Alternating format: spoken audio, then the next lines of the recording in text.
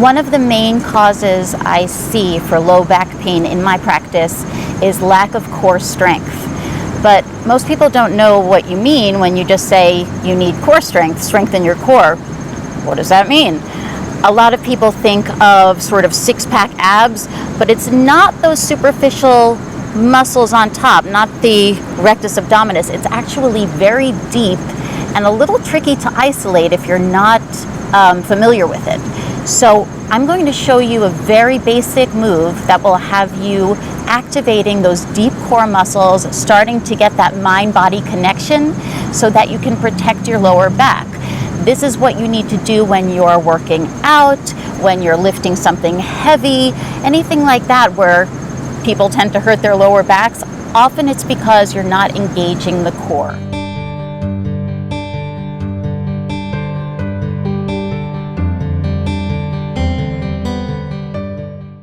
So come on down to your back. And you'll have your feet about hip width apart, knees hip width apart, parallel on the floor. The feet are parallel.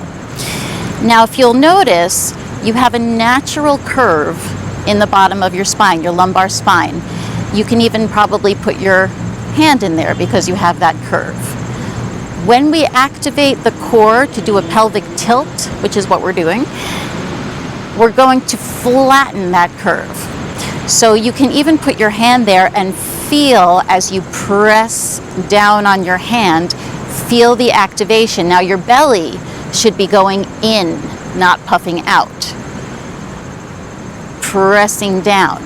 Also, while you're pressing, you'll feel your tailbone tuck under. So you're going from here to here, an anterior pelvic tilt to a posterior pelvic tilt.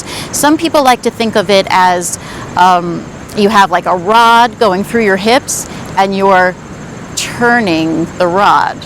So if we were to turn this way, this would be our neutral spine. Turn this way, this would be our pelvic tilt.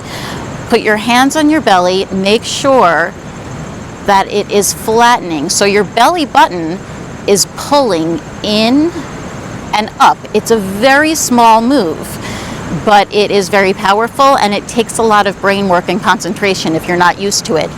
You can press your feet into the floor for help. Gives you nice stability. Just have your hands resting down at your sides, except I'll move mine out a little bit so you can see what happens. So here's my anterior pelvic tilt, so I'm actually exaggerating that curve, and then I roll, flattening my back on the floor. I'm pressing my feet, my tailbone is tucked under, my belly button is drawing in and up into the spine, and you breathe through your chest. So you'll take a nice inhale with a neutral spine with that curve, and then an exhale. It can also be thought of as you're about to be punched in the gut. What would you do, right? That's sometimes helpful for somebody to think about when doing that. So again, neutral spine, inhale, exhale, pelvic curl, pelvic tilt, pelvic curl, synonymous. Inhale, exhale, and you'll feel a nice massage actually at the base of your spine because you're going to the bottom of the spine here with the pressure, and then it's going up as your back lays down flat against the floor. So it's actually not only strengthening the core muscles that will help your lower back, but it's giving your lower back a massage. 2 in 1. Look at that. I love time savers. So I'm just going back and forth here, rocking. Inhale, exhale. It may take some practice to get the hang of it, but you will get it. It's a matter of getting that brain connection to those muscles. You can put your hands right inside your hip bones here and feel them activate. If you feel them get hard as you do a pelvic tilt, you're working the correct muscles. So just inside those bony hip prominences, you can feel them activate. Sometimes you can even mimic your hips with your hands. So here's neutral, and I'm turning. Neutral, and then I'm turning it. Now, you want to do about 3 sets of 10, or work up to that. You could start with 1. And then when that gets easy, you can start holding that pelvic curl for an extended period of time, maybe for a count of 10. And when you can do that, you can begin to lift one leg and put it down, all the while holding that. I'm flattening out that low back. I'm not letting this go. The other leg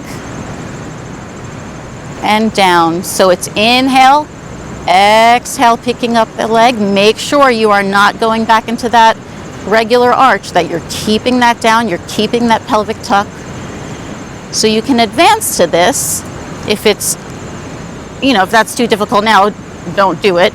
I just want to show you the progressions. And then when you get good at that, go ahead and get into your pelvic tilt, hold that position, press that low back down into the floor, and then you can lift both legs. Keeping it tucked, and tap down both legs so that you have somewhere to go. But just start with getting that connection, and your lower back will be so much happier.